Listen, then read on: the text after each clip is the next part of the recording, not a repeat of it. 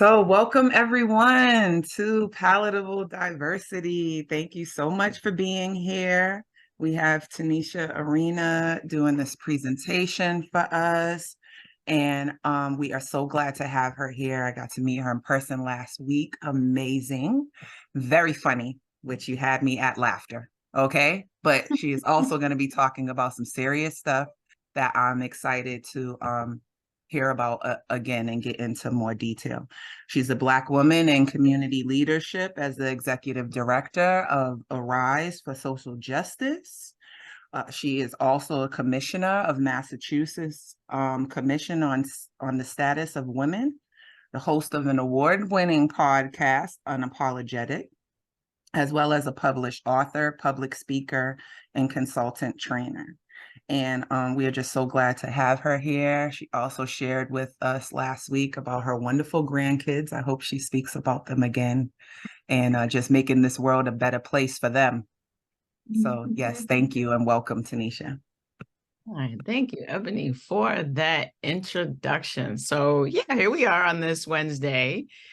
We did this last week, and for folks coming in, I don't know if you heard a little bit of the conversation.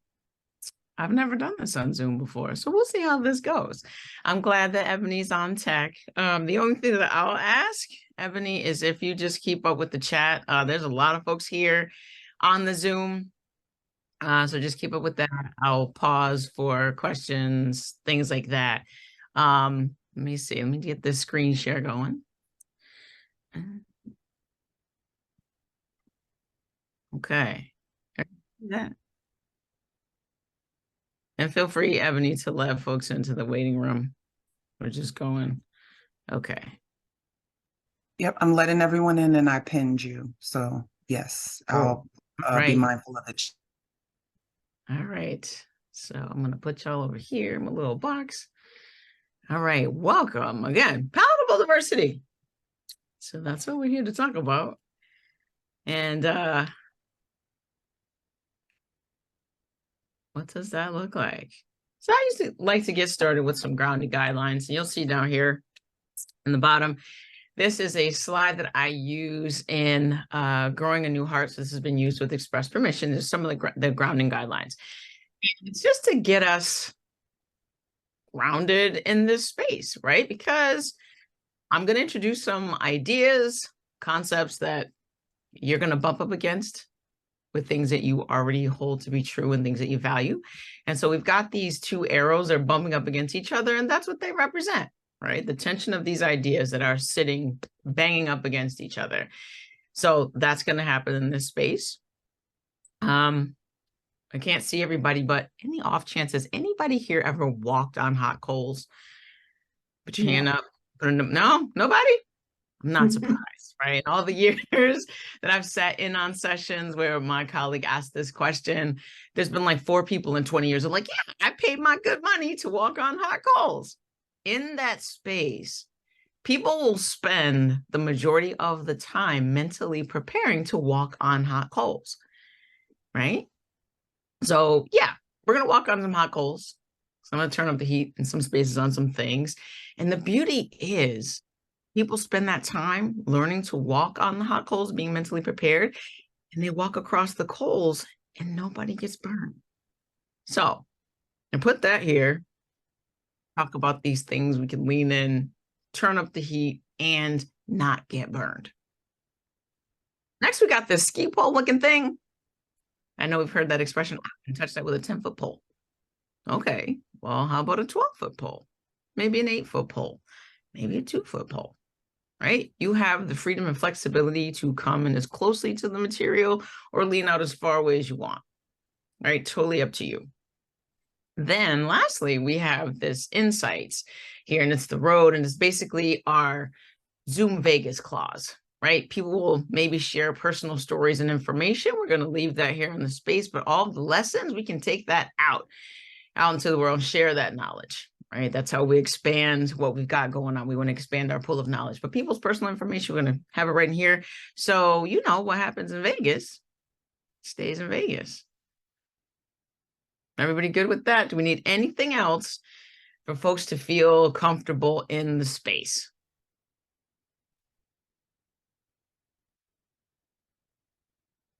Also, feel free to put into the chat. All right, yeah, Jesse, no problem. We're having a virtual version. Okay, let's get in it. All right, so why this material? Connection, right, at its most basic premise, right? Inside of our organizations and beyond. We live in a culture that is so disconnected, even though it's the most connected it's ever been, and it's stopping us from doing a lot of things. At our core, like human beings, we want to be connected. We absolutely do. We're wired for connection. In absence of connection, life gets really hard, right? We can see what's going on if you cut on the TV, if you spend any time on social media. Lots of things are happening for folks who are really disconnected from each other, from community, from nature, even. So what does it mean? Because we're talking about palatable diversity, and that's the whole thing: diversity, equity, and inclusion. So here's the definition of equity: the just and fair inclusion. An equitable society is one in which all can participate and prosper.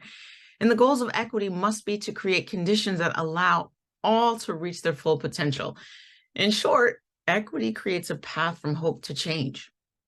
And so it's my hope that we would create the conditions that would allow all to reach their full potential. In short, give people what they need. What's the specific thing that each person needs to be successful? What does that look like? Maybe in a space like this, we've turned on the captions for folks who need that to access this as a resource.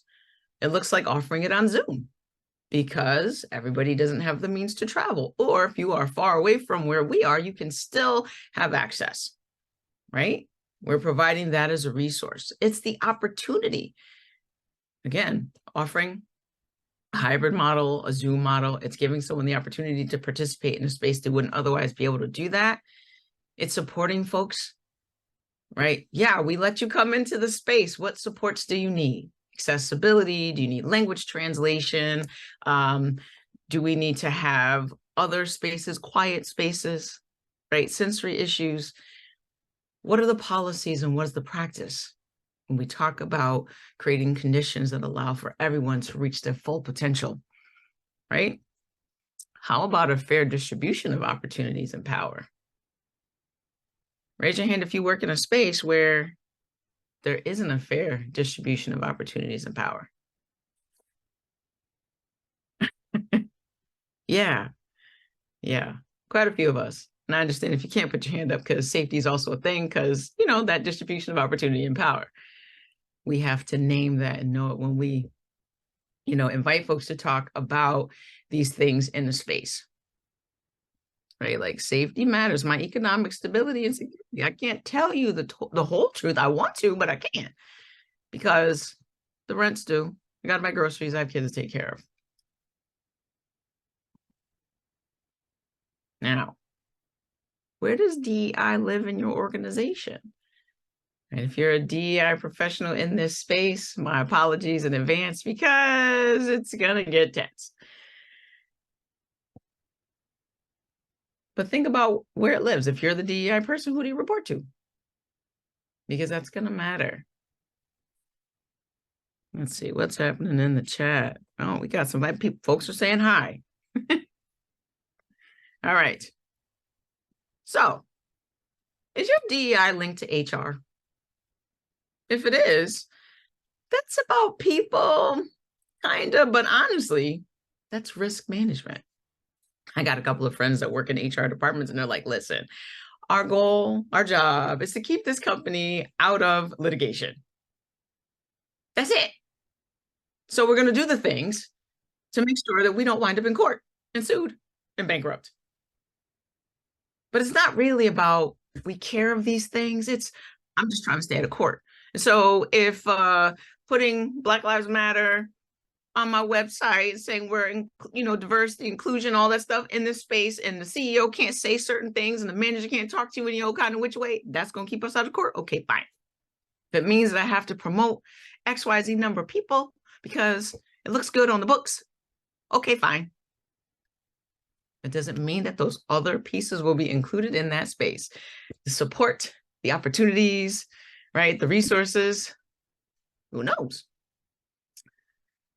Does DEI live in the communications department? If it does, well, that's about reputation and image. It looks really good, right? We put the signage here. We're celebrating Latinx month, even though we don't have not one Latinx person on staff. And if you need something that in Spanish, we can't help you. But it looks good. The imagery. Does DEI live in that space? Because just reputation and image, but really not about people and creating the conditions for people to reach their full potential. Does it rest in marketing and brand? If it does, do you just want to engage in the audience or gain cultural relevance? Because that's also a thing too. Like, it's really cool to have all that stuff plastered on your website and at your corporate headquarters, and you got the, rainbow flags in your store, June 1 to June 30, but July 1 to May 31st, you're funding all of the candidates that do harmful things to queer community. But the rainbows are great though. DEI is all of these things if it's going to be transformative. If it rests in just a singular place, then you're talking about performative measures. We did a thing. Yeah, we hired a DEI, consultant that came in and told us to do all the things, but we didn't do all the things. But we brought somebody in though. It was palatable. I'm going to pause right here. Any questions, thoughts? Only because I can't see everybody.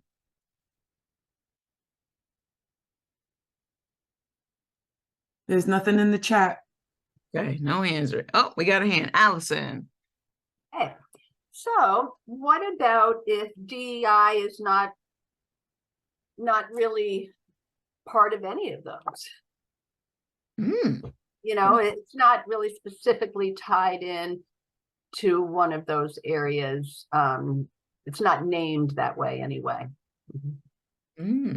Well, I would ask, where is it?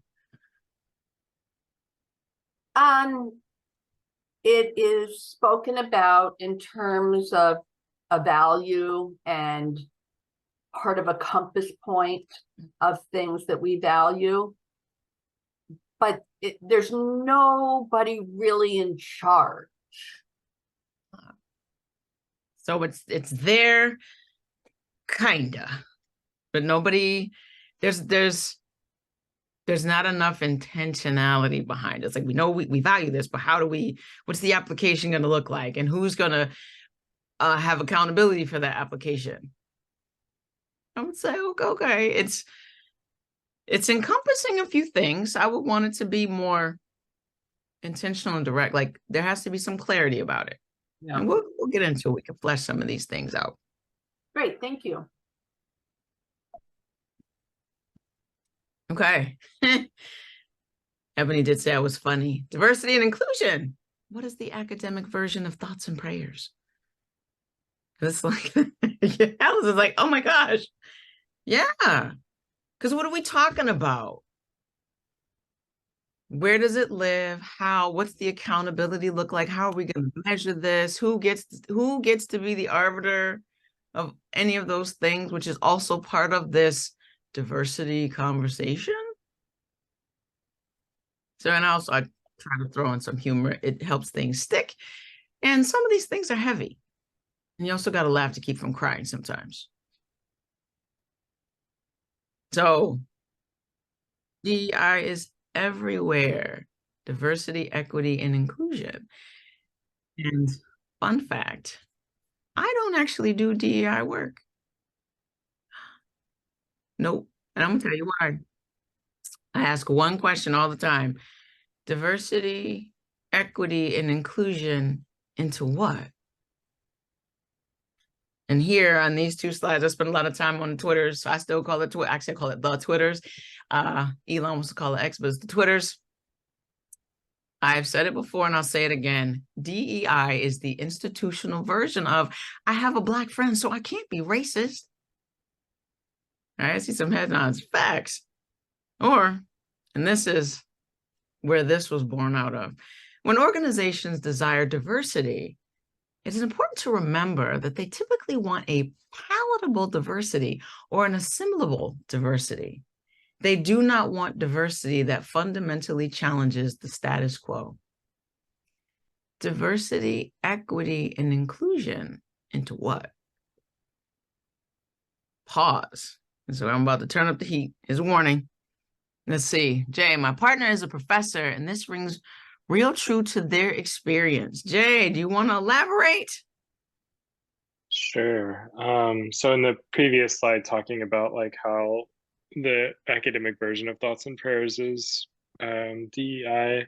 So my partner works, things have actually gotten really tricky. My partner's just started a professorship at the University of Houston. We live in Houston, Texas.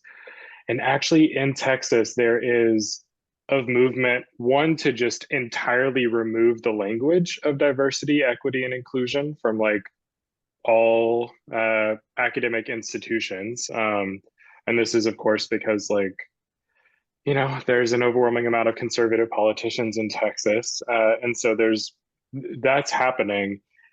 And it is also clear that like from my partner's experience in academia, that this is what's happening, right? When academic institutions say that they're prioritizing DEI, that it is about like palatable diversity or just like, doesn't,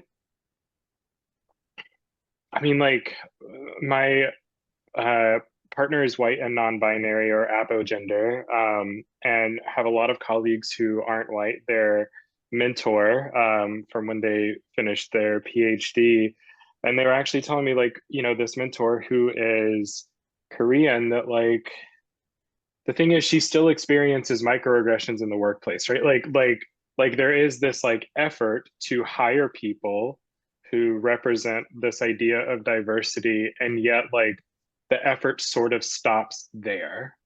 There isn't, you know, workplaces are not actually made to be environments that are sustainable for people with various marginalized identities, right? And so it truly is just about this like palatable or assimilable diversity, something that my partner was telling me recently about their mentor. They were having a conversation with their mentor where they work in communication sciences and disorders. And the mentor was talking about how like in a meeting of other professors in communication sciences and disorders, and she's not the only person in that meeting who wasn't born in America and whose first language is not English, that someone offhandedly in that meeting was talking about sometimes that it's hard to assess a communications disorder because of someone's accent and how that's impacting how they're speaking.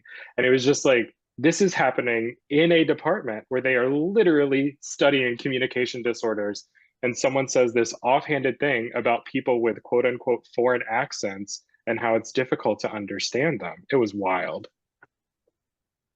Thank you for sharing that, Jay. That highlights so many things about this right here, the idea of palatable diversity, don't disrupt the status quo, and why I don't do DEI work, because it goes back to the inclusion into what? And the answer for me is whiteness, right? That's why this first tweet here says hashtag dismantle white supremacy, right? Dominant culture, whiteness here in these United States, and it's done in a very specific way because of our history that we're having some struggles with talking about and acknowledging. And when I say inclusion into whiteness, I'm not talking about skin color. This is about a social contract. Now, my friend Kamora Harrington down in Connecticut, where I'm from, we had a conversation and she brought this up, and she says it's a 6 social contract, right? White supremacy. It's the things that you'll agree to. You've read the terms and conditions, right, of whiteness, and you're like, yep, I sign on to that line. This is what I'm going to do. You will give up the vowel at the end of your last name. You will give up the wisdom of your grandmother, the spices, the culture, all of those things for whiteness. You will uphold dominant culture, supremacy. I give the example, and I gave this when we did this last week in person. Rafael Eduardo Cruz was Cuban. Latinx, right? Ted Cruz is white. It's the same dude. But he's given up all of those pieces of his culture. And you and I both know if he was to go to his grandmama's house, if she's still alive, she would say, Mijo, and ask him some things. Probably, who is Ted? Clarence Thomas? Oh, he's white too. His contract old. He signed. I will agree to do all of the things to uphold the tenets of white supremacy. I will deny its existence. I will laugh at the jokes. Like, he's married to a woman whose family say he's so funny. We forget he's Black. Oh my God. Yeah. Palatable diversity. No, don't disrupt the status quo. Come here with your Asian identity. Come here with your Latinx identity. Come here with all of the things, but please speak English in the way that I do and I can understand you. Even though we're talking about communications and barriers, but no, I need you to speak English in this way. Matter of fact, I need you to speak English. Palatable diversity. Do not disrupt the status quo. Do not ask dominant culture to shift its ear to be able to understand you. No, I need you to assimilate to being like us. I will also posit that higher ed institutions are white supremacy factories. They churn it out because the academy, that's what it's rooted in. By virtue of the fact that your information is more readily accepted, the more letters you have after your name. That makes you the expert in the space. Now, you'll notice when Ebony read my bio, I don't think she said she graduated from this, she got that, because it doesn't matter. In this space, we are all learners. Your information is just as valid as mine. Your street knowledge and experience is far more valuable than anything that I learned in a textbook in one of these classrooms.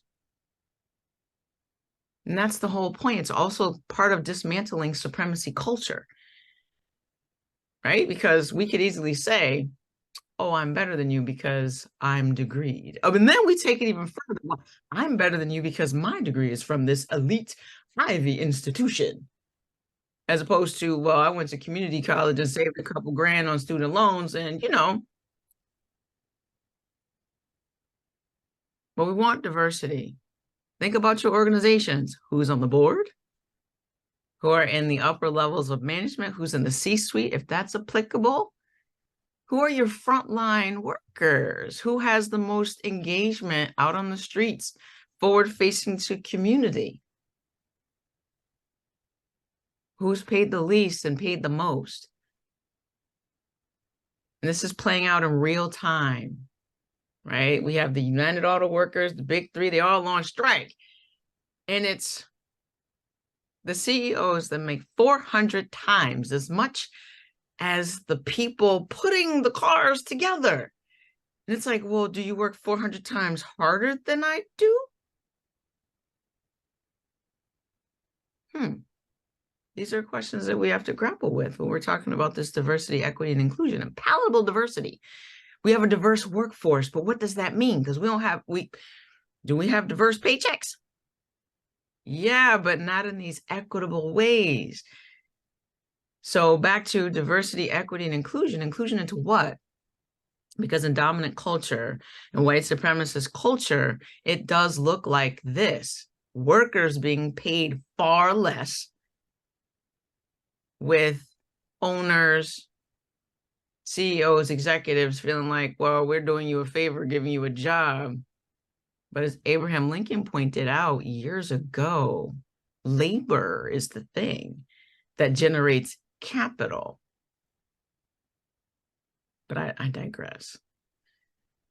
I'm going to pause. Any questions, comments? No, okay. Okay, yeah, it's everywhere. And this is my question, inclusion into what? And this isn't our systems and institutions. If you're a nonprofit organization, the funders, They have it. Our stakeholders have it. It's in our homes. It's in our organizations. It's everywhere. Right. And there was this great racial awakening in 2020. And it was just like, oh my gosh. I mean, there are some of us, people of the global majority, we knew. It's like, hey, welcome to the party. You late, but the drinks are over there. Bathrooms down the hall, you know. But this scramble inside of organizations everywhere to show we're anti-racist. We're pledging to do this work. We have inclusive environments. Maybe your organization hired a DEI pro. And if they did, I'm wondering if three years later, that person is no longer with your organization. Because, well, it's just too much work. We tired. We still doing this. We gotta still talk about this. Or maybe that person, in all honesty, was just burnt out. Which even that language has to change, because burnt out makes it about the worker, the employee, and not about the exploitation under capitalism. And we need to name the systems and institutions, right? But all of that, right? Was it transformative or was it performative? We hired somebody, we, did a day training, we put the signs out, we revamped our website. I mean, I saw some really cool websites. Like, wow, made me want to go buy some things. But that's about capitalism. Like, how can I make money off of this? And it also becomes the thing, right? It's just performative. I'm going to connect with the culture and make myself relevant, but I'm not really trying to change anything. Another reason why I don't do DEI is because it centers the feelings of white folks without consideration for the feelings of marginalized or oppressed groups. I'll kick it over into the education space. In some states, they don't want to talk about the history of this country because it might hurt the feelings of white children.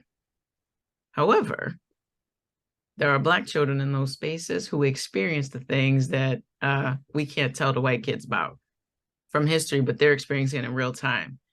There's critical race theory, but then there's critical race practice, right? Whose feelings? I said this in person. I will say it on Zoom. I'm sorry, I don't care about your feelings. As I collect white people tears and I give them to my friend Isabel. What she does with them, I don't know. But no, when it comes to the spaces where decisions are being made and people that look like me are harmed and even killed, but I have to care about your feelings, I'm not.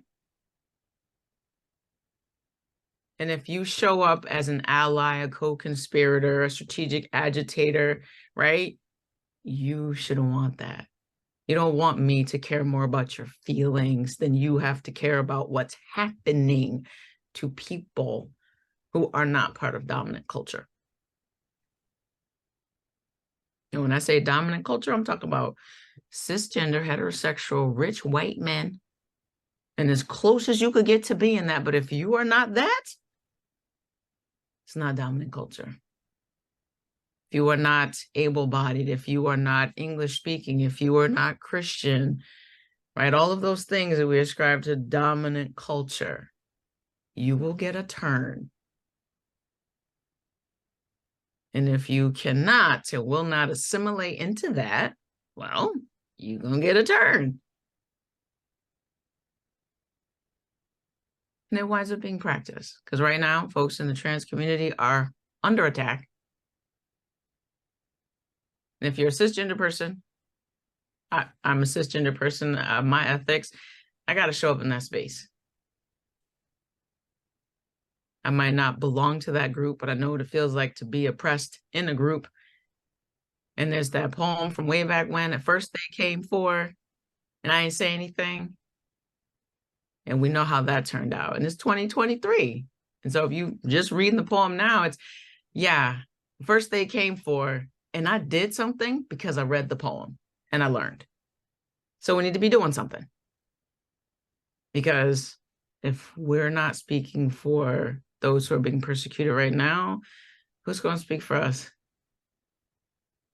And if you're not part of dominant culture, you're going to get a turn. Because it's everywhere. This is everywhere. White supremacy is the Windows 10 of this country.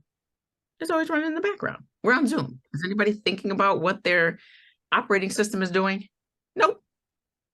Press the button, it does this, the Zoom window opened, you can hear my voice, you can go in and out of your tabs, you're not thinking about what it's doing.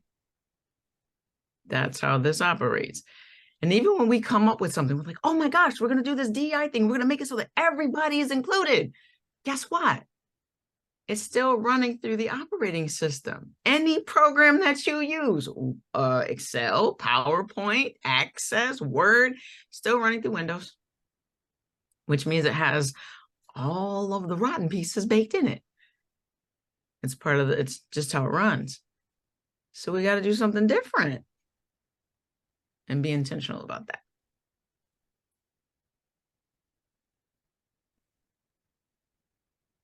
And no, it's not a singular event. Like this, if this is your first time here, this is not going to solve anybody's DEI problems. It won't. This is a lifetime's worth of work, right? It has to be woven into the fabric of your organization's culture. If it's not going to work. It's going to fail because it becomes this task. Like, oh yeah, we've got to, put the flag up, do the thing, write a little blurb on our website, send it out in a newsletter, blast to our shareholders, something like that. But it's not really inside of your organization intentionally. Like, what do? Are you having continuous conversations, trainings, building connection, creating safe spaces, affinity spaces? Because believe it or not, when we are in our affinity groups, we have really different conversations. We really do. And there's two different kinds of work that needs to happen in those spaces, right?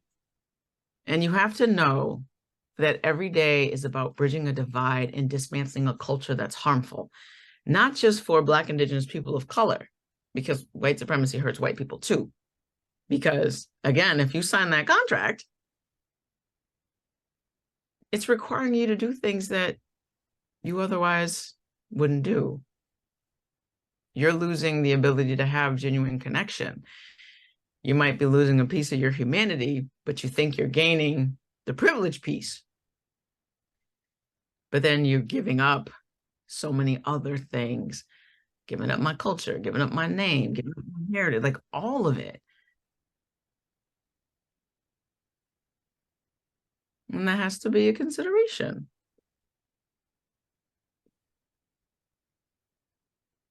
Any thoughts, questions?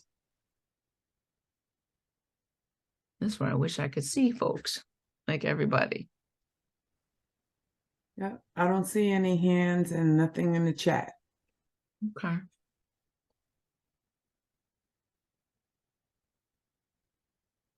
All right.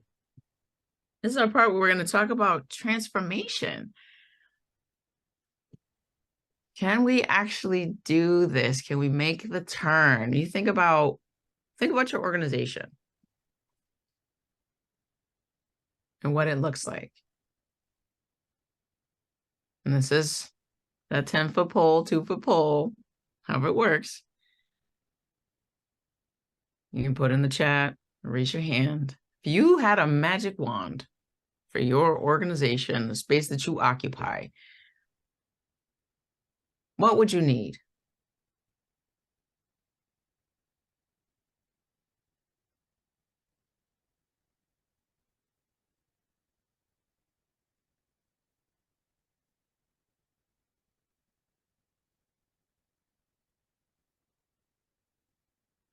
Remember, it's a magic wand.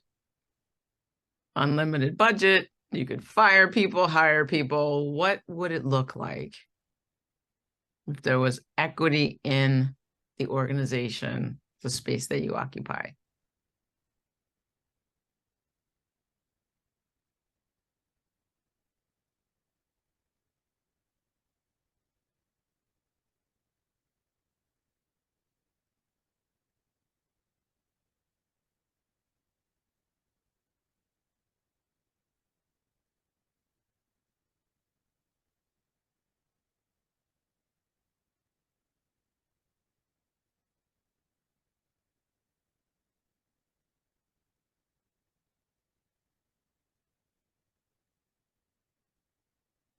Nobody?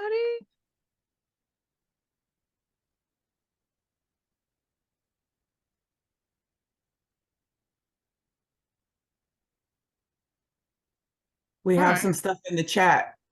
Oh, here we go. Yep, bunch of stuff in the chat. Okay. All right. Okay. All right. Repeat the question. You had a magic wand, and you could have anything in your organization, the space that you occupy. What would you need for true equity? Right? If we're saying equity is we're creating the conditions where everyone can reach their full potential. So let's see. We got genuine reflection by everyone. There would not be huge differences in pay. I think there has to be a restructuring of how we think about different roles. Recognition of disability as a valid culture. Yes. Humility practitioners who have the knowledge, awareness, and skills needed to deconstruct systems of oppression and racism. I love that. Humility practitioners. That's an awesome term. This is Carmen. I will make sure the changes come from the top of the organization and that everyone is accountable. Life experiences would count as much as education. And life experience is education, right? Time every day to talk about how dominant culture impacts our support. Yeah. In a way, the space we occupy wouldn't have to be here if there were equity. Also true. Willingness to take risks and be willing to make mistakes. I feel the organization I work for can do this, but there does need to be a lot of reconstruction of the roles and what diversity means through different departments. Pay everyone above a living wage. Yeah. Acknowledgement of and accountability for previous and current inequitable practices, co-creating plans and dedicating resources to address those practices. Unlimited budget. Leadership roles aren't singular. Co-directors instead of directors, for example. Agency-wide minimum wage of at least $25 an hour. Recognition that while 35 hours is full-time, we can't expect people to fill every single minute of that hour, 35 hours, with productivity. Compensation for the extra work people in danger exert. Sensitivity training as a default. Instead of as punishment, automatic firings for repeated aggressors. Yeah. Yeah. That's a lot in there. And there are some common themes, right? Accountability is in there. Right? We want some restructuring of roles, examining what DEI looks like in different departments. Because again, when we talk about being diverse, is it the palatable kind? Like, yeah, we've got language diversity in our department, but still everybody's the same. But you want the diversity that shows up that, yeah, I'm just like you. See? But really, I'm not, though, because I need some different things. Right? An actual examination of the policies. Now, when I'm training for, with Growing a New Heart, we come in and work with organizations that are really going through it. And I say, we're like the social justice Ghostbusters. Like, oh no, we got problems. Who you going to call? And we come in and yeah, it's messy. It's going to be messy.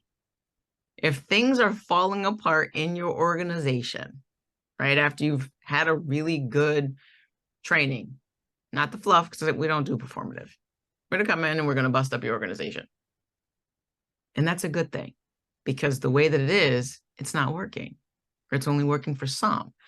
And we want it to actually work for all in creating those equitable spaces, whether it's around disability, whether it's around language. Like, think about, there's more danger in your job. Yeah, you should get paid more. Then there's the unpaid labor that is spoken. Like, if you're the person in your office who happens to be a native Spanish speaker, you're now doing translation work, but yet you're not being compensated for it. That's not an equitable practice, right? Yeah. Actual consequences for microaggressions. Yeah, micro and macroaggressions, knowing what they are and what that looks like. Knowing that Black, Indigenous people of color, don't actually owe you the labor, right? To tell you about yourself, that you've actually done a thing. And if they give it to you, it's a gift, but it's not owed. If in your DEI spaces, the majority of the people doing that lift are Black, Indigenous people of color, that's also not equitable practice. You cannot expect the people who are harmed to be the ones that do the repair, right? Let's see. Acknowledging nuance and complexity while also recognizing that understanding both sides isn't applicable when one side is willfully perpetuating harm and refusing to be accountable for the harm. Yeah, that's a big one. The notion that there are good people on both sides, no. And that also lands in the space. None of this is neutral, right? It's hot. It impacts people's lives, right? It intersects with home, work. When we start talking about politics, and I don't do politics. Listen, if you don't do politics, politics will do you. If you sit it out, you are giving someone else the right to decide what's happening with your life. Now, the life that I live, the space that I occupy, I can't give that away because my very existence, literally, is up for debate in spaces. Every single right that I have as a Black person in this country is open to judicial interpretation. Diversity, equity, and inclusion into what? And then sometimes they try to make it pretty and they put the J and then it's like Jedi and we're talking about like the Empire Strikes Back and all that other good stuff. Justice requires truth. And if you're not willing to tell the truth about the situations and circumstances, then how? And then we go back to diversity, equity, and inclusion into what? I know I check a lot of boxes. I'd be your diversity hire, except no. Because I'm coming with all my Blackness. I'm coming with all my gayness. And that's intentional because this has to be intentional. The way that this Windows 10 running in the background, it is intentional. Every day when a decision is made. Or not. Now, y'all got some wonderful ideas in the chat about your orgs. And I won't ask because, again, I understand safety and things like that, economic security. But ask yourself if you felt comfortable enough to be able to say those things in those spaces and that you would be received in a way where change would happen. And it wouldn't mean you were getting walked out. Maybe not that day, but wonky things would start happening because now you are disrupting the status quo.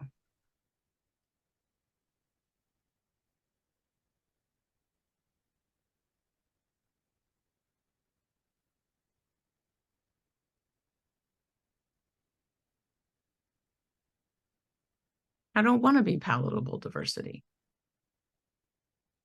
Palatable diversity doesn't get you truth. It doesn't get us change. It doesn't get people equitable pay because if I'm the CEO and I make 400 times as much as you do, I have no idea how much your daily life costs. That's not my daily life. Right? Jeff Bezos and them, they're having a totally different set of circumstances and life problems than their employees.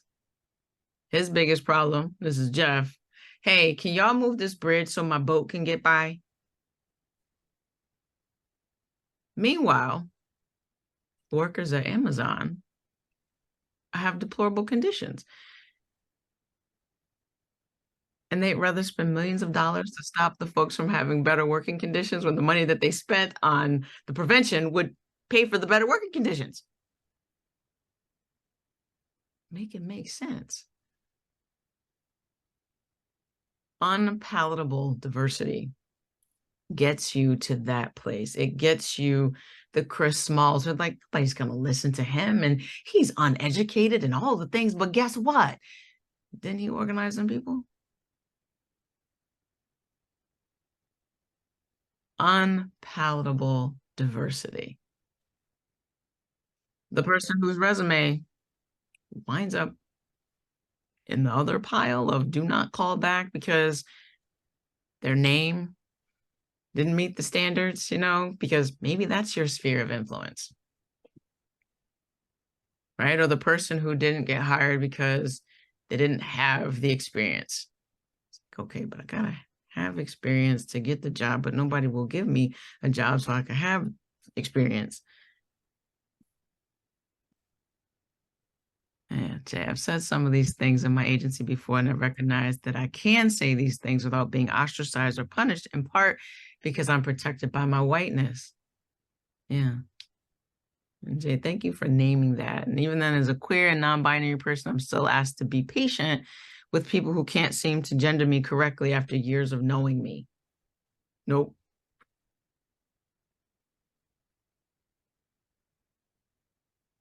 That also lands in that space of dominant culture.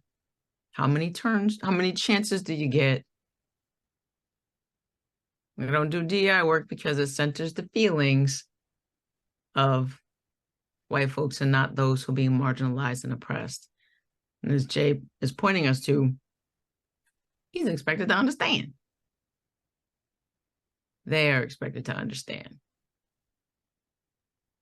You have to understand, like, I just, you know, and this is, what is all this stuff? You know, or my aunt so-and-so is 82 years old.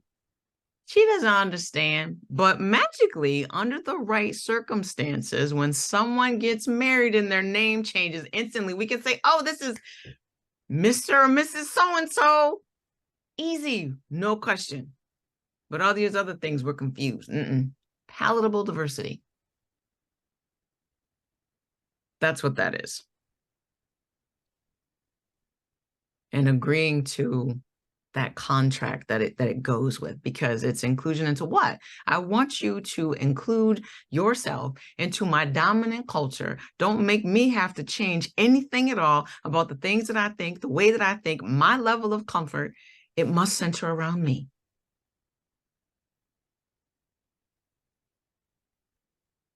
And we can do this all across our lives. It's not specific to just DI at work, because this is our community, right?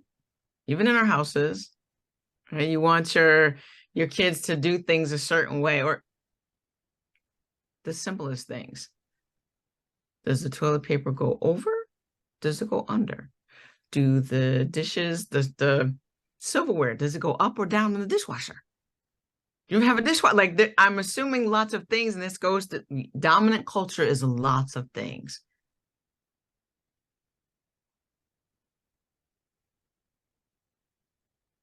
Yeah, people do get that easy. Change your name. It's fine. Got married, my name was this. Got divorced, now my name is back that. Bam, nobody thinks about it. You can go down to government offices. It's no problem. Change your name on your license, social security card, piece of cake.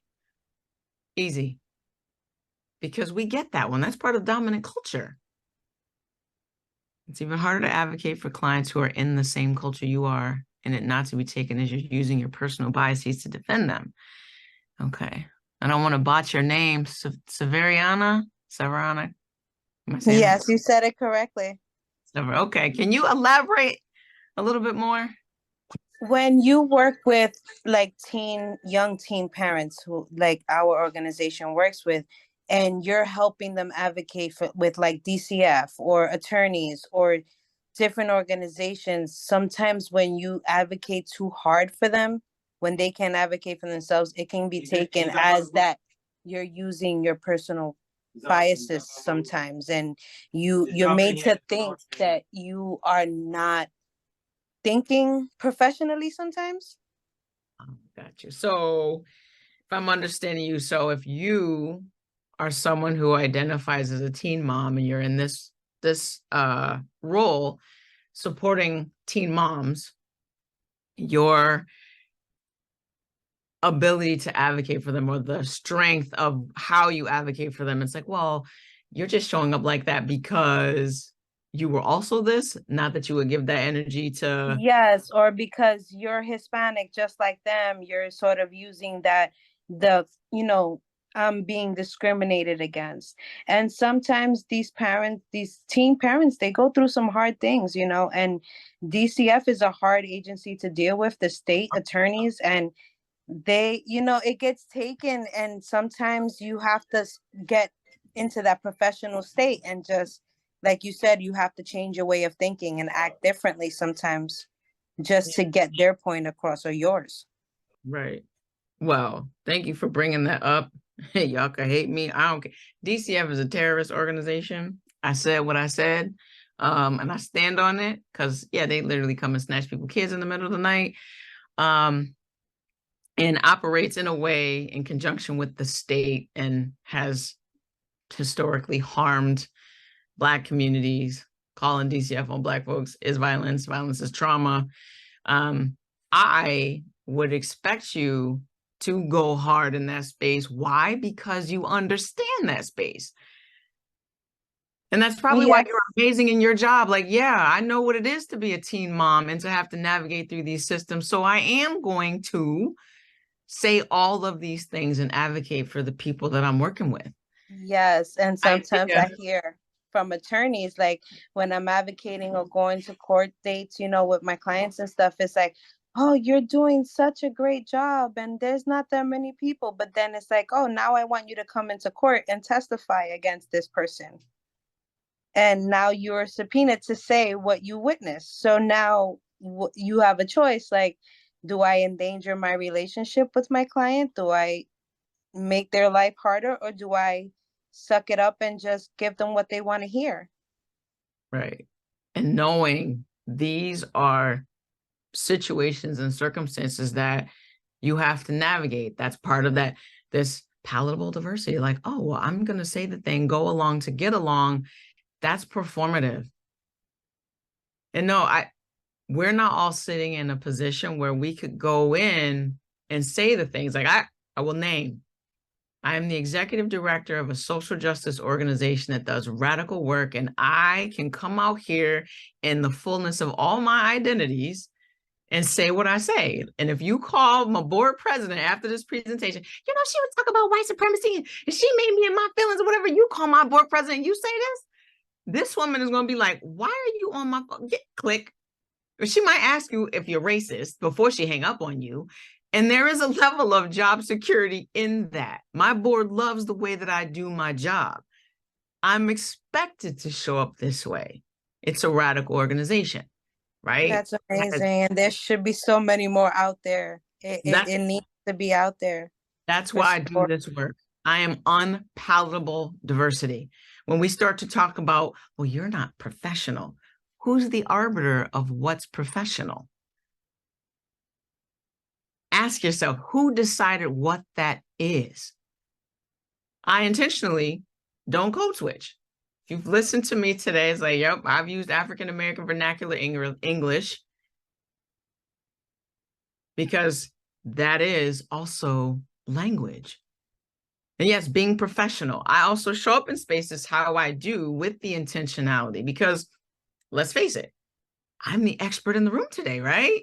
I have on a shirt and tie, but I'm a female body person, and that's not what you would expect. I got my hair in a ponytail, and I got some designs cut in the side of my head, and oh my gosh, this is who they brought in to talk to you.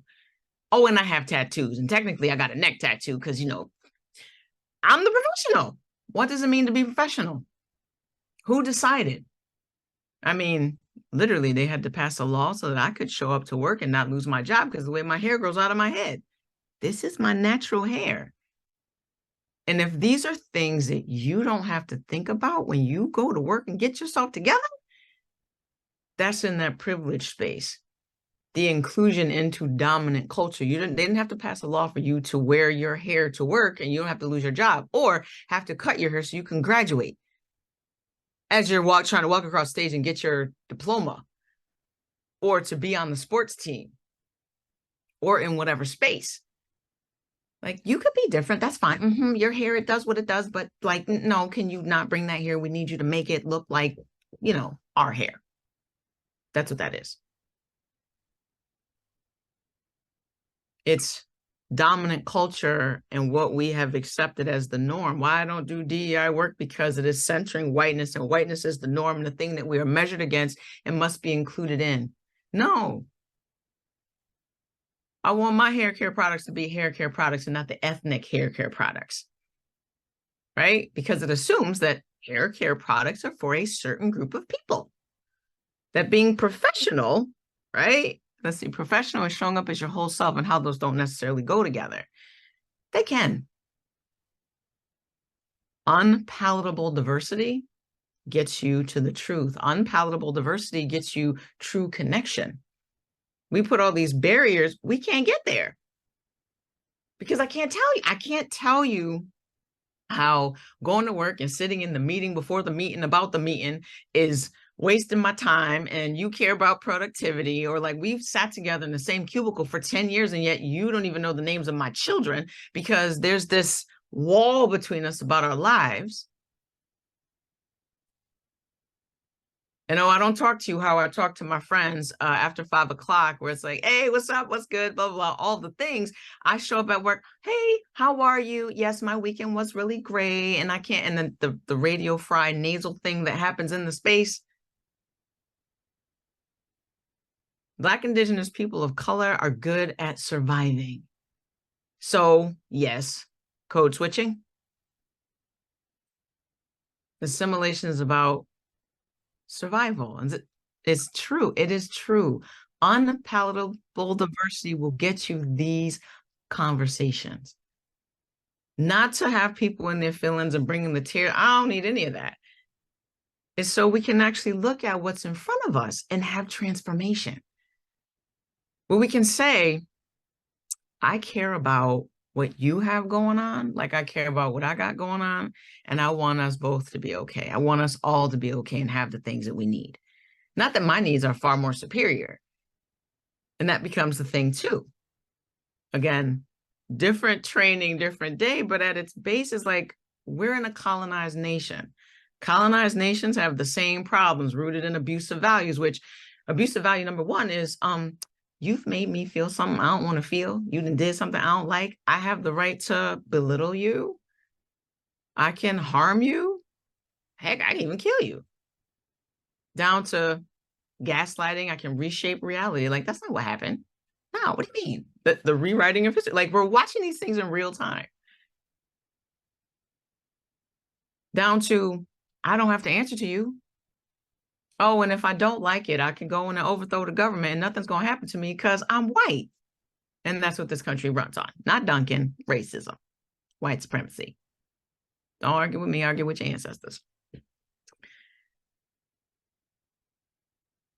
This is what it looks like. If we're going to have transformation and not do performative stuff, because performative looks like, oh, we're going to celebrate Juneteenth. But we're not going to allow you to teach about why there's Juneteenth. That's the gaslighting.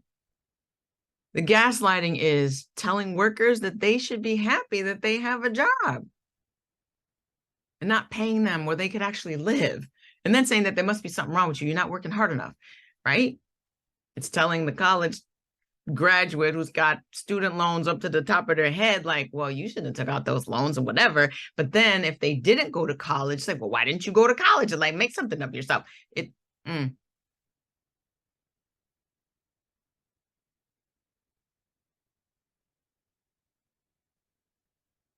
does everybody have the space to be able to bring their whole selves and not risk economic ruin? No. And I know that. And there's strength in numbers. So it's like, if you're the only person in the office, or maybe you're not, and it's like being able to bring your concerns together to whoever is in charge of that space and changing things. Because we can create a better space. Like, whatever your sphere of influence is, right? Maybe you're a department head. team lead. Maybe you're the manager. You might even be the ED. And I sit in some other spaces too, and I'm amazed. Like, it takes some big courage, right? I go to a woman nonprofit leaders group, and we meet monthly, and we talk about, hey, how are you doing? You know, navigating through the, you know, pandemic, how you run your organization. It's like, oh, I wish I could do this thing. And I'm like, you do realize you run an organization and you have this space to shape the culture. If you have a supportive board and you say, hey, this is what I want us to do, and you step into that space and you go to bat, right? And if your board is supportive, they're like, okay, yeah, this is what we're going to do. You can change some of the things. Working from home has eased lots of tension for folks. It less time spent in traffic. They don't have to worry about childcare in some other ways, comfortability, not having microaggressions in the office, even for our students. Right? There were lots of kids who did much better on Zoom because they weren't being bullied and harassed, and the pacing was different and their anxiety was less. But we insisted, you got to go back to school and be in the building, without even thinking, well, why? And because I have to inject the comedy, but I was serious. It's like, oh, because that school to prison pipeline must be dry. If all the kids is at home, they can't get funneled into our criminal justice system. I need them in school. Because by third grade, I know how many jail beds I'm going to need by their reading level. So palatable diversity doesn't get you these conversations. If you're the person sitting at the table when they're talking about education policy and you don't know something like that, or be able to say it and make sure, right? If you're the marketing exec and, you know, oh, we're going to run this new ad campaign, and you see the poster and it's like, well, wait a minute, how come? Because the people in dominant culture don't have to see the things that BIPOC folks see.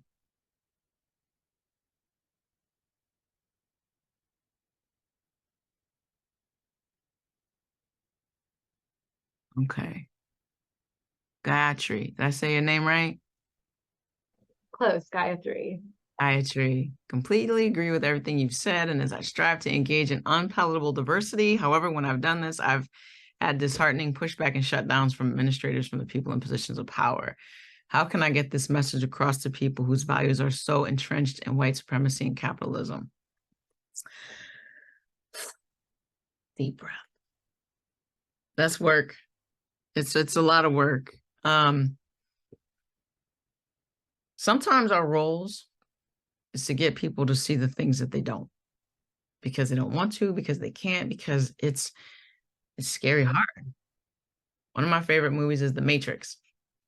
And if you've seen The Matrix, you know, Neo was somebody who was seeking truth. He knew there was something else that was out there. And he goes to Morpheus and he's like, hey, show me, and he gives him a choice. You take this pill, pop it back in, none of this happens. You take this other one, I'm going to show you. He takes the pill, he's like, show me. And he's shown, and he was a willing participant. And he wasn't like, oh my gosh, I knew it. No, he was in denial. And then he threw up and he passed out.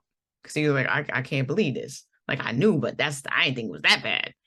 And that's the willing person. For someone who is unwilling and unsuspecting, yeah, it can be mind-boggling. Actually, I'm going to stop this share because I want to actually see people. So you got to think about that. And it's also labor that you don't owe, because there's that. Like, I don't owe this labor. Is this a relationship that's worth keeping? Do I have to continuously be in this space? And if it is a relationship that's worth keeping, you might have to have multiple conversations over time, right? You could also decide, nope, and be done with that. And maybe you're going to exit that space, because I will also say some spaces aren't for us. Like, I'm not going to spend a whole lot of time trying to convince people of my worth and value and right to exist. Nope, I'm going to go over there where the people already know that. And we get to do that. And that's an important recharge too. Like, go where people celebrate you. People who love you and care about you, they want you to be more of who you are, not less. They won't ask you to shrink down. And even at a job, and I'll acknowledge me, but there's privilege in me saying that. Like, you can leave the job that is harming your mental health and well-being, because that's real. It's not that people don't want to work. That headline has been repeated multiple times throughout history, and it intersects with exactly where we're at now. The fight with labor and capital. It's not that people don't want to work. They don't want to work under these conditions that replicate a different time in our history that we don't want to talk about. But this economy was based on chattel slavery. That's why it is struggling the way that it does, because it has to pay the labor force. If you are in the payroll department, if you're the ED, you know it's like the biggest line item in your budget is payroll. I got to pay people to do the things when you're writing grants. The funders, they want you to do the programs, but they forget the part about paying people in the fringe, because we want free labor. Now, to answer the question, how do you get this message across? It can be subtle. It can be, hey, I went to this community conversation training space, and this is some of the things that I heard. You should watch this video. Because you cannot change someone's mind. Think about somebody trying to change your mind about anything. You dig in your head, you're like, nope. All you can do is plant the little seed. The nugget, the best part is when you get someone to say, I never thought about that. Because then on their own, they're thinking about this. Like they're trying to solve problems with whatever it is that they're saying. And the problem could be, this works for me. I know how to manage this. I've got my perceived privilege and protections. My money's good, whatever the thing is, right? So they're trying to solve the problem. It's short-sighted. What's missing? What piece of information is missing? Is there something authentic and real that you are willing to share that could open their eyes to things that they don't see? Because yeah, in a lot of these spaces, entrenched is an understatement. It's like they need it. Housing. Right? What does this have to do with palatable diversity? Gentrification is palatable diversity. Usually coded under economic development, redevelopment. And no, if you were born and raised in a community, lived there your entire life, you left, and you can't afford to stay there because of the economic redevelopment. Yeah. Now, Ebony alluded, you bring them here. Unpalatable diversity. We work from home. Here's a new reality. Why do this work? What keeps me going? This is grandbaby number 2. It's not feeling good, right? Has been on Zoom pretty much since he was born. So he's like Zoom famous, right? And when folks ask me what changed, I'm like, well, I blame the grandbabies, because, I knew that it was bad out there. But it has to be better, because they can't inherit this. So I'm going to do all the things that I can. And I want a better world for my grandbabies, but I also want it better for yours too. And that's the equity part. I want it good for them, and I want it good for yours. I want clean air, clean water, safe, affordable housing that doesn't have mold. I want, education spaces that don't have cops, right? No, that's a whole nother training for another day. Yeah, because I got to think about, he's cute, but when does he become dangerous? And that's a reality I didn't have to think about. Like, I think Black mamas with sons pray some different prayers. I had 2 daughters, and I have a grandson. And I'm like, oh boy. Unpalatable diversity is when he shows up and maybe he's got a head full of locks, and yes, English is his first language, but I think he's going to be tall. So like, what happens when he's like the 6'5", Black kid, and he's like 12? And he's at the playground.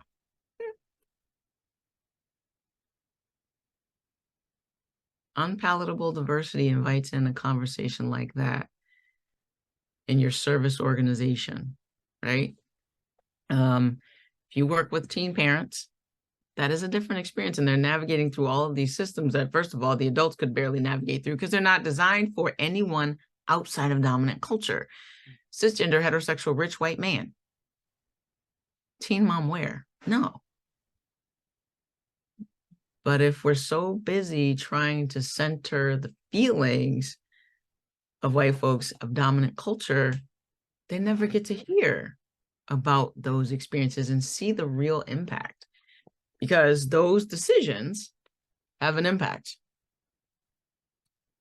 right? You can be a capitalist, and you got to, like, we've talked about equity and philanthropy. So there's an iteration that I do of this in that space. It's like, okay, we need donors to see, like, okay, you're giving money to an organization that is going to fund some issue that you are passionate about. Here. Hey, bye. Blinky. Yeah. Unpalatable diversity gets you a Zoom training where you get to see babies. Bye-bye. So it looks like teaching your donors, like, okay, I'm a donor and I give lots of money because I care about the homeless population, the unhoused, right? But I also own some real estate, right? So now I'm a landlord. And even that term is problematic. Think about it. So when I go into the voting booth, I'm voting for the candidate that does not support rent control, right? Because I don't want that, because, you know, I own these buildings. That's how I make my money, that I go and donate to the organization that's going to give money to your organization to do things about homelessness. But that's how I voted, because that's what I care about, because I want rent control and all the things. It's like, but do you realize that you are literally voting for the problems that you want your money to solve? And we can't outfund bad policy. Unpalatable diversity can get you a conversation like that. It gets somebody like me in the space to name those very things and show you, because there's a disconnect. Like, you weren't thinking about, like, oh shoot, but I voted for this person who does this thing. And then literally I'm going to give my money to that, when if you cut that thing out, don't vote against your own self-interest, literally you're that's what you're doing, we could not have unhoused people because the policy would be different. Let's see, Amber, I recently asked a friend with grant writing expertise about advice for funding an idea I have, and her feedback was, you can do a lot with volunteers. Free labor. That's what it is. It's free labor. Does your organization have unpaid internships? It's free labor. It's systemic, it's institutional, it's in everything. It's like high fructose corn syrup. You go look and you're like, oh my God, it's in that too, right? The pathway. Do I have any social workers here? Okay, social workers, you have to do lots of hours, right? Lots of clinical hours, and they're unpaid, which would make that career pathway a lot harder for someone who cannot afford to be unpaid for their labor, which, who can afford to be unpaid for their labor? But that's, volunteering is a privilege. Yeah, it essentially is.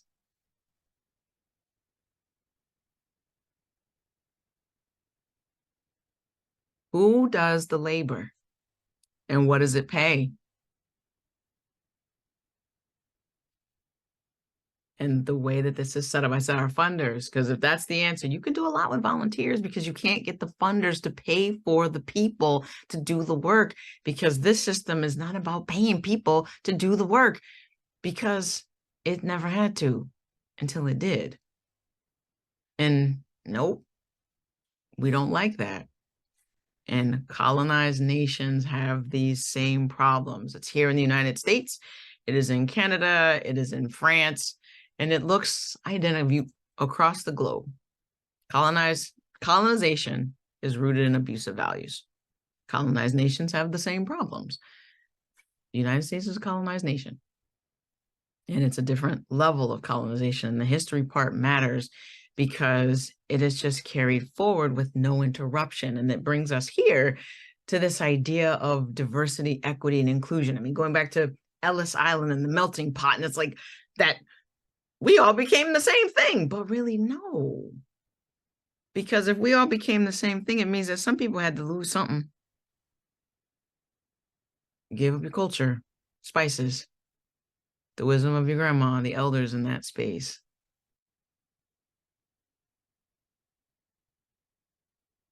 And I'm not talking about whiteness as how you look. It's the things that you will do.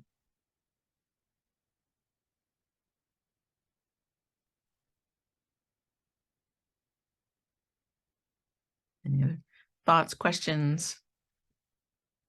How are folks doing? Because I done turned up the heat, and like, how many folks are like, this is not what I thought this was going to be when they said it was palatable diversity.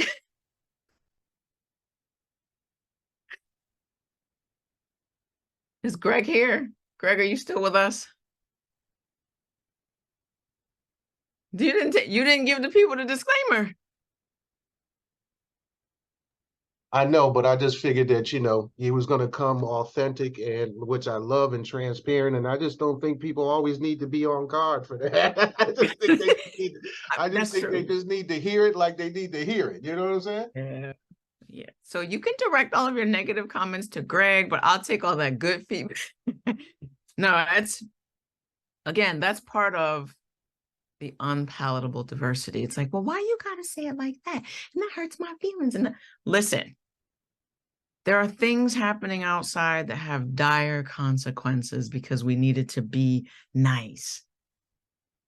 Okay, this is so good. Do you really have a video? I mean, I have, so I do have a podcast. I haven't recorded one in a while, but the thing is, they age so well. Things that I said like 3 years ago are still relevant now.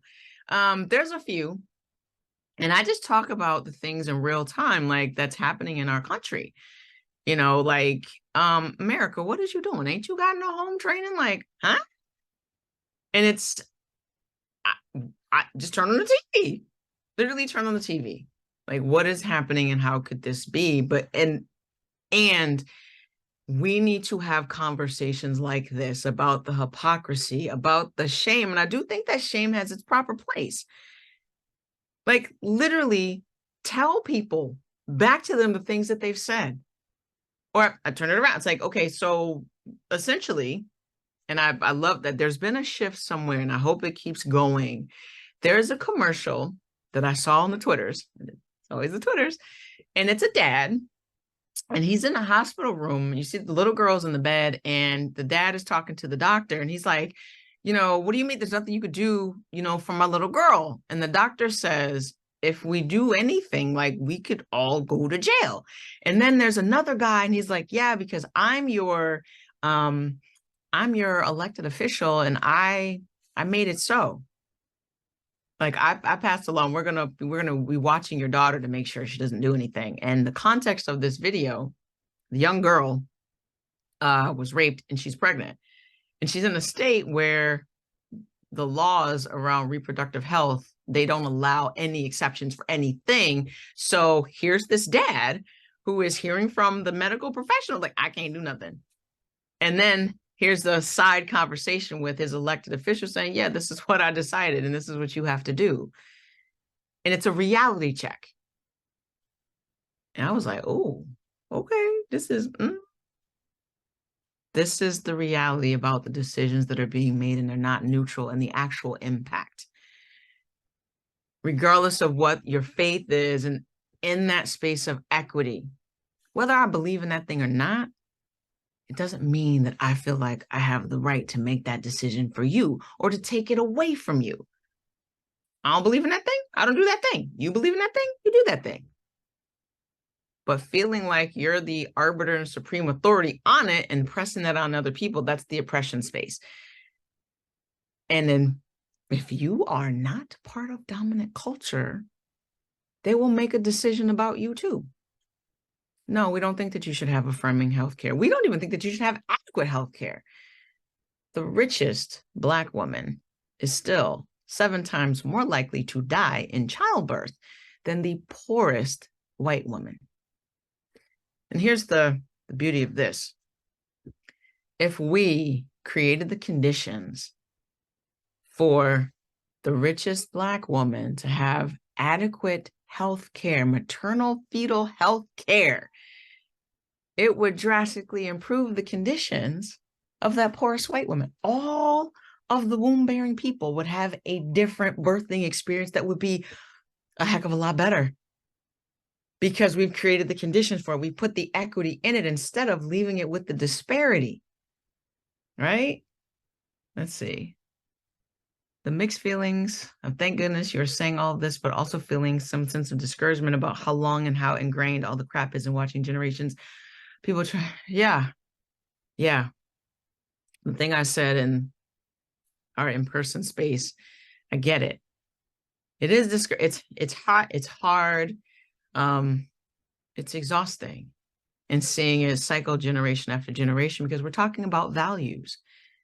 Literally, we're talking about values, right?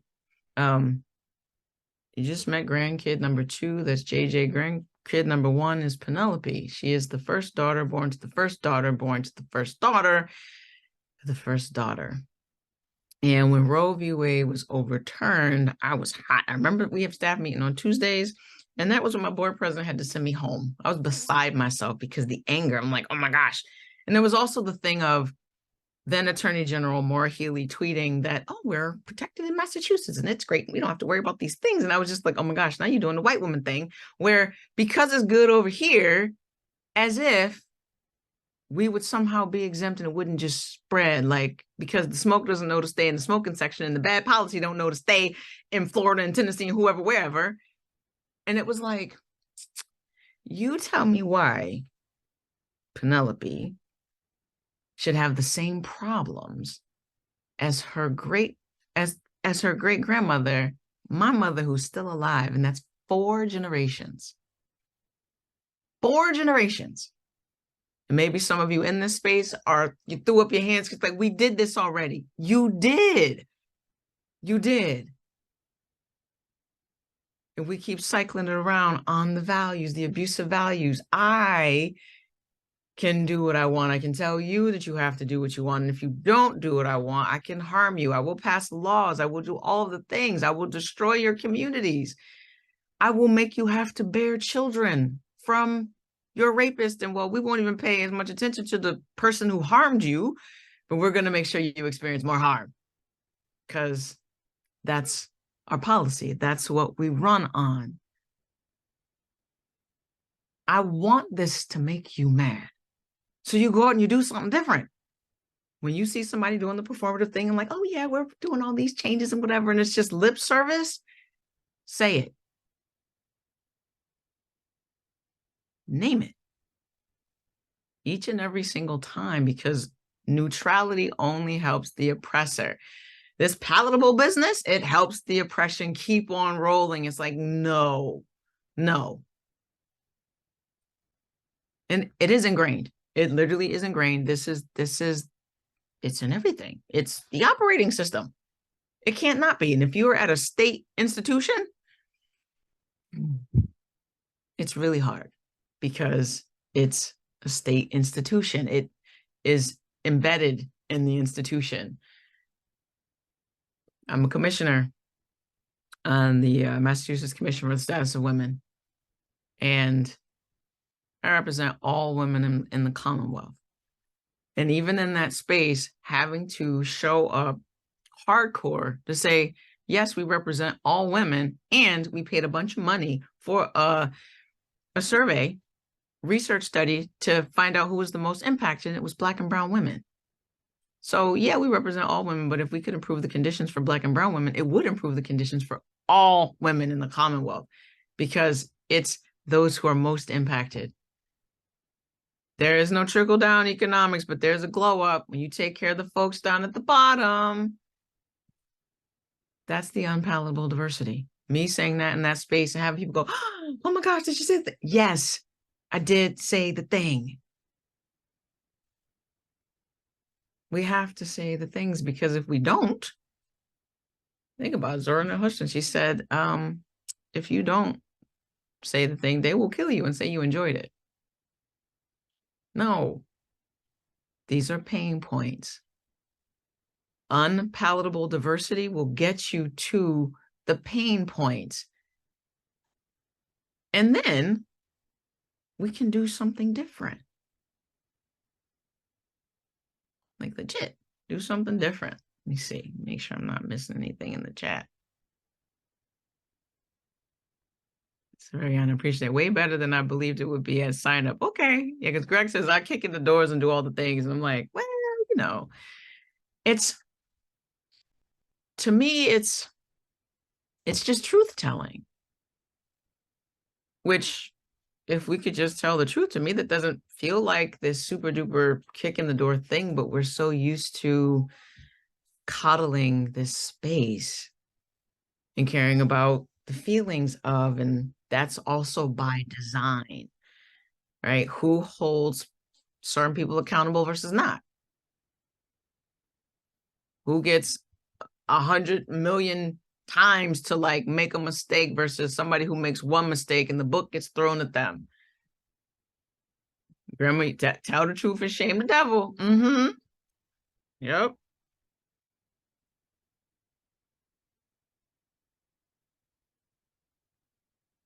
Like if we were all moving in spaces and sharing this, it grows. Like, I'm not the expert in this space. I don't have all of the wisdom and the truth. Nobody does. We need all of us together. So that's why I will keep doing this. I learn from you all in these spaces. Like this is recorded, so we're gonna share and share away. Yeah, let's see. Stephanie, you mentioned improve the conditions for those who are most impacted. Do you also provide the what that they are most impacted by? White supremacy culture, years of racial oppression, and systems designed to benefit one group while disadvantaging other groups. Yeah, I say all the roads lead back to white supremacy and racism, right? And whether you're talking about, and then this is in that Arise space. Arise has historically focused on housing and economic justice, homelessness, environmental justice, and criminal justice. But the underpinnings of those things are white supremacy and racism. Like, pick one, right? Housing policy is rooted in white supremacy and racism. Redlining, gerrymandering. We had soldiers that came back from war and could not. They're fighting for freedom in other spaces and came home and, yeah, no, we don't have housing for you. Our environment, Springfield, is a designated environmental justice community. That means it's had historic harms because of policy. For 14 years now, they've been trying to put a biomass plant. They think it's clean because it would burn wood pellets and like, oh, we can replant more trees. Do you know how long a tree has to live to be able to take enough pollutant out of the air? More than half of the residents in Springfield have asthma or some other respiratory issue. And you want to put a biomass plant that would burn things 24/7. What are you most impacted by? White supremacy and racism, the environmental racism that impacts the housing stock that has mold in it. And up until April, mold wasn't part of the sanitary code in the state of Massachusetts. That took 7 years. The people most impacted, yep, we live in a valley. It's old, Massachusetts Bay Colony from 1640, whatever. So naming like policy, racist, discriminatory policy creates these conditions. Poverty is a choice. Right? In America, today's news, our child poverty rates have now doubled, I believe, with the ending of the child tax credit, when in 2021, when they were instituted, we had cut child poverty in half. That's pretty good. But who was most impacted by that? Why would we not keep that policy? Right? So all these, they go together. It's not happening in a vacuum. And that's also something I think we need folks to see. Like when we talk about, if you're going to call it DEI and it lives in your organization, it has to be part of the culture. There has to be a culture of knowing that these things are not happening in a vacuum. And they have happened historically on repeat because we just keep recycling the things. It's like I have to be poor to get the healthcare I need, and then I get treated like a dumb criminal for being poor. That's the gaslighting. This is your fault. Right? We'll pathologize and criminalize the folks who are experiencing the things that have been created by policy. But we don't pathologize and criminalize the people who are creating the bad policy. And this is across the board: housing, healthcare, mental health care, especially. I mentioned my colleague Isabel, who collects up the tears. She started her own organization called Estoy Aquí, which means I'm here. And she specializes in mental health care in Latinx communities with a social justice lens. One of her frameworks that I love is she talks about suicide as a natural response to living in a hyper-capitalistic society. She has a master's in public health, but more important than that, she has lived experience as someone who was placed in psychiatric care against her will as a child. That right there is far more of a knowledgeable space than that master's in public health, but I need the master's in public health so people will listen to me because that's how this is structured, right? And who wants to be here? On a good day, I'm like, listen, Earth is ghetto and the United States is trash, okay? I work 2 jobs. Maybe I work 3 jobs. I'm trying to make the rent. How I'm going to pay this daycare, which last time I checked, it was $500 a week. And my car then broke down and I got a disconnect bill for the lights. And I need to go to the doctor, but I can't take time off of work because I need the money to pay these bills. Yeah, I'm not, I don't want to be here. I'm out. And instead of looking at the systems and institutions that created those conditions, when that person shows up with their suicidal ideation, or maybe they tried it, we pathologize and criminalize them.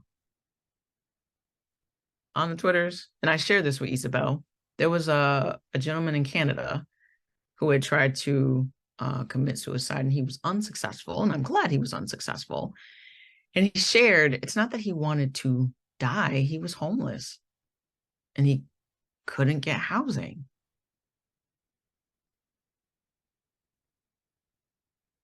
A natural response to living in a hyper-capitalistic society, because we don't build housing to house people, we build it to profit off of homelessness. We say housing is a human right, and then we look for qualifiers other than humanity, right? Let's see. A couple things in the chat. We can't even get the racist state seal. You right. That too. Yep, Estoy Aquí, Isabel is amazing. Something that comes up for me and some of what you have described in social conditioning, I've noticed in myself when sharing my opinion or feeling, having to tone it down at work and even in social settings, I've been working on correcting that. Good for you. Yeah. Like, no. And it is hard. It's risky because you're putting yourself out there, and unless you are in that position of power and you don't have to have the risk, I mean, it feels different. Like, again, you can call my board president. That's my boss. She could be like, get off my phone, click. That's it. I mean, occasionally she might say, I'm gonna have to give you pow because something I didn't do, like I didn't take the vacation time or whatever it was. But going out here, fighting for social justice, for systemic and institutional change, not the performative things. Like, yeah, Juneteenth, that's all right, but can you codify voting rights? Can you really like put down this biomass thing that they still trying to build in a community that has said no for 14 years? I likened it to the DV space, right? You've said no to this person's advances for 14 years, like, and they still won't accept your no. That's the first step in the abuse, when they don't accept your no, and they're still trying it. And what does that do to a community? palatable diversity, right? So they'll find the person, no, it's fine. It's not racist that you're doing the thing or whatever. And it's like, yes, we can be tokenized and weaponized in that way. And I will say this, all skin folk and kinfolk. Somebody that looks like you, maybe even belongs to the community that you're a part of, that is oppressed, and will say, no, we're not. Because that proximity to power, to whiteness. And I'm telling you, white supremacy is a hell of a drug. Ask Omarosa, ask Candace Owens, ask Tim Scott, ask what's dude in Kentucky running for governor, Daniel Cameron. It has nothing to do with skin color. It's the things that you are willing to do because of proximity to power. I call it plantation politics. Like, I'm in the house, master treat me good. So what's the problem? Like, I need you to be quiet. Yeah, I'm going to tell that you're trying to escape, blah, blah, blah, because I'm going to get treated better. But eventually, no. Let's see. Julie, I appreciate so much you saying that about mental health and suicidality. We want to pathologize everything when really it might just be a natural response. Yes.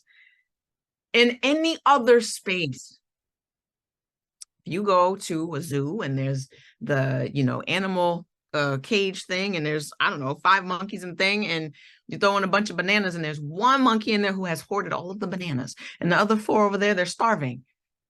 There will be all, what's wrong with this one monkey, and why is he holding up all the bananas and doing the thing, and the other ones are starving? We would want to study this here monkey to find out what's wrong with it hoarding the resources. But yet, when it happens with people, we don't pathologize and criminalize excessive wealth like we do poverty. And poverty, it is the result of the policy that creates the conditions for excessive wealth and hoarding of resources. If you have billionaires in a society, there's a problem. But we're not looking at it like that. We're going to tell the people who are struggling, who have been the most impacted by policy decisions, it's your fault. You didn't pull yourself up by your bootstraps. Oh, but wait, I didn't get any boots. And oh, by the way, your daddy owns the boot factory and gave you 2 pairs of boots, but he stole that land from my great-great-granddaddy, but we can't talk about that. But we'll acknowledge that this is the land of the Abenaki. Listen, land acknowledgements are disrespectful at best. And unless you are cutting checks or having a plan about giving the land back, because that's basically like saying, yeah, we got your stuff. You know we have your stuff, and we want you to know that we know that you know, and like, yeah, okay, thanks. No.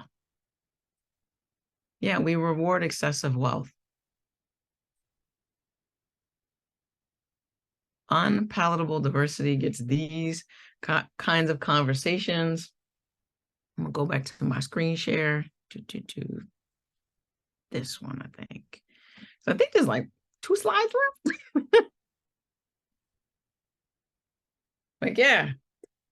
My buddy Reggie that I train with, he says, if you're gonna do cutting edge, you have to do cutting edge. Become ungovernable, because what the heck is more scary than a duck with a butter knife? And this is actually from a t-shirt that we all have at Growing a New Heart. It's radical.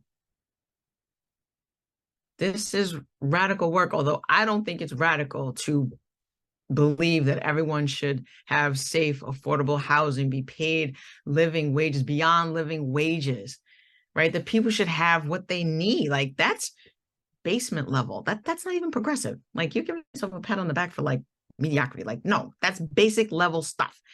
And maybe if we showed up in spaces and we named, that's like, you doing nothing fancy, like that everybody should have housing, like, big whoop-de-doo. You know how we look at Florida? That's how other countries looking at us. Like, what the heck? Them. My friend Jack, her son goes to film school in Ireland. He just went back after summer break, and literally across the pond, they're like, what is wrong with y'all? Like, what is you doing? Like, huh? The irony of our State Department issues travel warnings, right? Don't go to this country because, you know, they have like gun violence and like you could die. I'm sorry, what? How many school shootings have we had this week? Or mass shootings? Unapologetic, which is the name of my podcast, because this is what it is. It's unapologetic. Like, I'm not sorry for your feelings and you're disturbed in your spirit and everything else. Like, you should be. We all should be. So we will go do something different. And that doesn't mean suppress the information. Because that's no, we're not going to talk about the thing that makes me uncomfortable. Change the thing. So then we don't have to talk about an uncomfortable thing. We can be like, remember that time when the policy was this and we created that mayhem and it took forever. And then finally, like, imagine that conversation. I hope JJ and Penelope get to have that conversation. We sit, I'm in the rocking chair and I'm an old lady and I'm like, baby. And they're like, grandma, you know. And I can be like, yeah, when I was a kid or when I was whatever, like, this is what it was. And I'm so glad that it's not like that now. Because you young folks, and I believe it's going to be these young kids because they're unapologetic. Gen Z will drag you for all your life on the Twitters. That's Matt Getz. Don't mess with them. They're unpalatable diversity. They are the ones living through an experience. It's like, we're going to inherit this planet. We're the ones that have to go to school this way, where you would rather do everything except get rid of the guns. Come up with fancy devices the teachers can, you know, put in front of the door in case somebody comes in. You put gated, like all of the. Okay. Under-resourced communities create the conditions that are ripe for violence. So if you resource the communities, the violence changes. It goes down. If you look at resourced communities, they don't have those problems. It has to be on purpose. Right? Allison pointed us in the beginning. It's like, yeah, well, our DEI, it doesn't live in HR in this place. It's there. We have it as a value. Make it on purpose. Be intentional about it. Know that the white supremacy is running in the background. It's the Windows 10, and you're going to build something that doesn't have it in there. It's like, we bake this cake. It'd be a really great cake, except, ooh, the eggs were rotten. The whole cake's bad because we can't take the eggs out. So what are you going to make? If you had a magic wand and you had all these really great, people would be paid what they're worth, and we'd have restructuring, and we talk about what does diversity look like in these other departments and how do people interface with each other.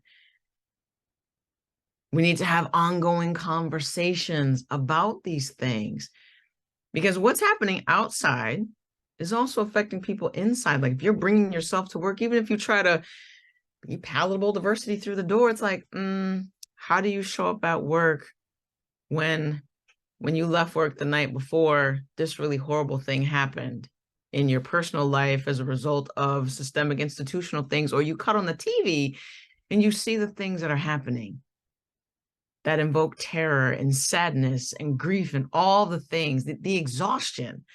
How you show up at work like, hey, how was your weekend? Oh, it was fabulous. No, actually, it wasn't. I'm sitting here trying to figure out what country I'm going to go to where I ain't got to deal with this. Which, that's actually true. Because the United States, to me, feels like the person where you like, this relationship ain't good. It ain't been good. You lie about everything. You ain't trying to act right. You was stressing me out. Like, I don't want to be with you no more.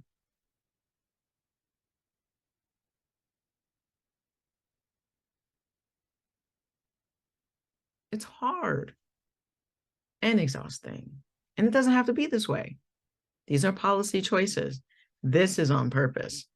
White supremacy will have you running around like a chicken with your head cut off, and you can't think about everything, and everybody else is the boogeyman, so that the real boogeyman, you just, well, ain't nobody looking that way.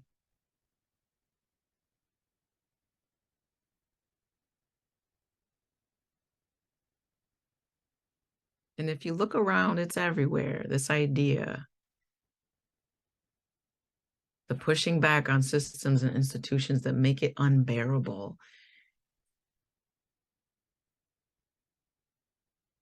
Be unpalatable. It's like, yep, I'm a non-English speaker. I have an accent. You can understand me. You can do that work. You can listen a little more intently. I need you to be the person who speaks up in the meeting. Like if there were other people in that meeting and that was the thing that was said, someone with some social capital should have said, wait a minute. This cannot be what we're doing. We're the communications department. Did you hear what you just said? Our work here is to make it so that the person who's most impacted, the person who has a heavy accent, can be understood by the automated systems.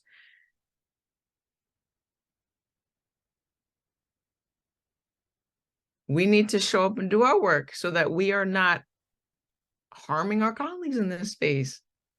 We're doing harm. Like we can't name people doing harm and then we're doing harm. That's that y'all be like, but then y'all be like the y'all that y'all be like.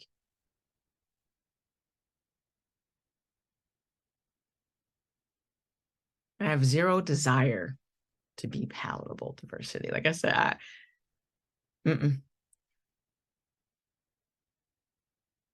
it's like maybe my resume would have gone in the trash at your organization because if I put my name, and that was also a thing. I had a high school friend when I was job hunting some years back. She was like, I read this thing, you should take your name off of your resume. I was like, okay. So Tanisha Arena became TL Arena.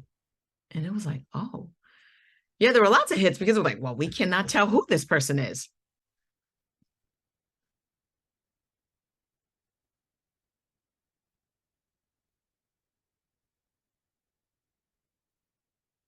You want the people in the spaces who will speak truth to power, who will make it uncomfortable, who will turn up the heat.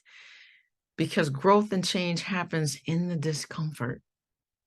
Palatable diversity is not going to get us anywhere except going in circles and talking about, oh, we did this really nice thing and we had a diversity picnic and this was the thing and all of that. But yet all of your BIPOC staff, they leave. You have high turnover. Or literally they go to work, they go home. That's it. It's not safe. And we can have different ways of being. Right? Like, yeah, it shouldn't be privileged that I could be in a Zoom and my grandbaby could come in. People are working from home. People have children. It's like, you cannot expect that there's not going to be an interruption with the young person when daycare is $500 a week and you want to pay somebody $10 an hour. Like, the math ain't mathing. And somehow that's their fault. You shouldn't have had kids and all the things. And it occurred to me, and this is sinister, somebody tell me I'm wrong because I don't want to be right. Why does this country have such a dire relationship with childcare? Well, let's go back to the labor part in plantation politics. So the majority of the labor force that was bearing children, they were out in the fields. And after they had said child, that child will also be out in the field. So daycare where? Childcare where? Oh no, we don't do that.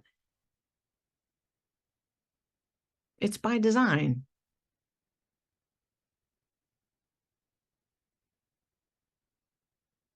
And any of the programs that we created in that teen mom space, right? Because you need childcare to be able to access your education so that you'll be able to have a job that will pay you a decent wage so that you could afford housing and daycare and all the other things. Although if daycare is $500 a week, that's $2,000 a month. And last time I checked, a 2-bedroom apartment in Springfield was about, $1,250, $1,300. Public transportation is a little wacky around these parts, so you need to have a car, and the car situation ain't looking so great. So you're gonna have car payment, I think, maybe kind of sort of, but how are you gonna pay for this?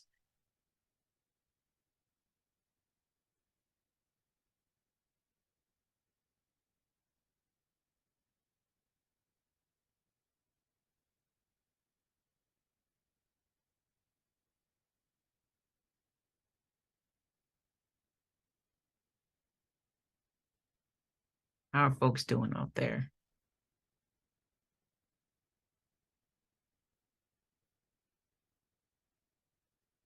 I know it's a lot and it's only Wednesday. I'm sorry. Actually, sorry, not sorry.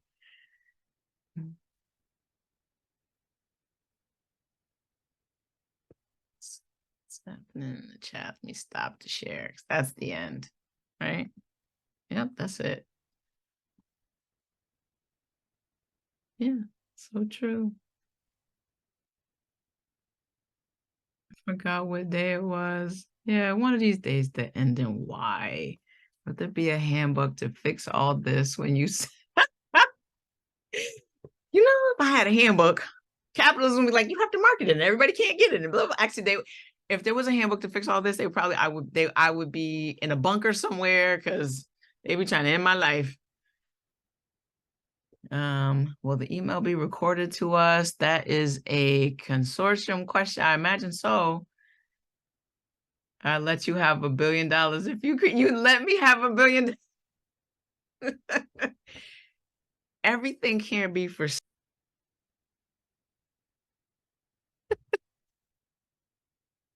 yeah.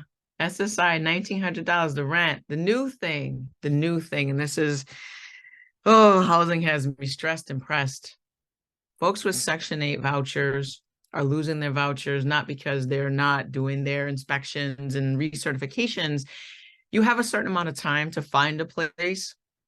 If you are moving or you're just, getting your voucher, it hasn't been adjusted to take into account the increase in rent prices. So you can find a place, but you can't afford it. And then you run out of time and then you lose your voucher. We had a woman in our office. She has had Section 8 for a number of years who literally lost her voucher. And it's just like, now what? And it's not because she wasn't diligently looking, but this is also based on your income. Like if my max SSI is $1,900 and I get a voucher, I can only pay a certain amount. I can't afford the rent. And there's been no adjustment. Those are policy decisions, right? When we talk about the federal poverty guidelines, that was configured in 1965 for a family of four and it has not been changed since 1965. Palatable diversity would say, but everything is fine. And folks just need to work harder and pull themselves up by their bootstraps and stop having so much avocado toast and lattes. And you got a budget. Listen, you cannot financial literacy your way out of poverty. If you don't have it, you don't have it. And folks who are poor know how to stretch a dollar. Unpalatable diversity gets you to the truth. Unpalatable diversity looks like it is a grave injustice to take away disability benefits from folks who need it just because they decided they want to get married. Because that's also a thing. People who love each other, they would be together, but no, because if we actually get married, I'm going to lose my benefits that I greatly need, because there's been a policy that says, well, if this thing happens and people are fine and good, there are married folks who struggle. So unpalatable diversity, just say the little thing that has just disrupt the narrative. Plant a seed. I'm going to stop with that. Don't be afraid to plant the seed.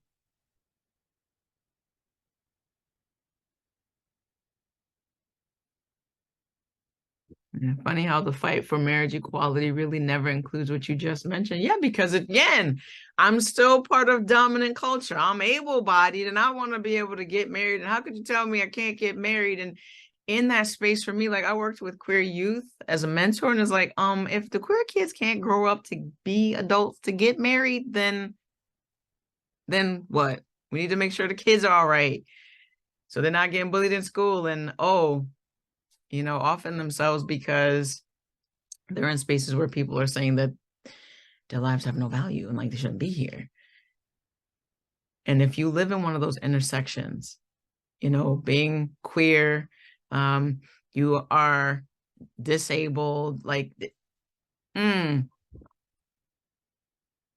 first they came for, because I read the poem and I sat in the space and I listened to this lady say some things, I did something.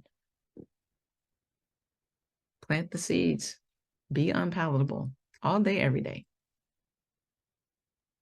Well, before Ebony closes us out, I just want to say once again, thank you so much for being your authentic self, Tanisha. You are just awesome. And you're going to be hearing from me soon because we're going to go and have some lunch. Okay. Totally support that. Yeah, thank you all for being here. Go take care of yourselves, do something nice because it's heavy and it's okay to put it down. It's okay to put it down and just let it marinate. Thank you so much, Tanisha. We really appreciate you and everything you offered today. And thank you, everyone who joined us. We will make the recording available soon.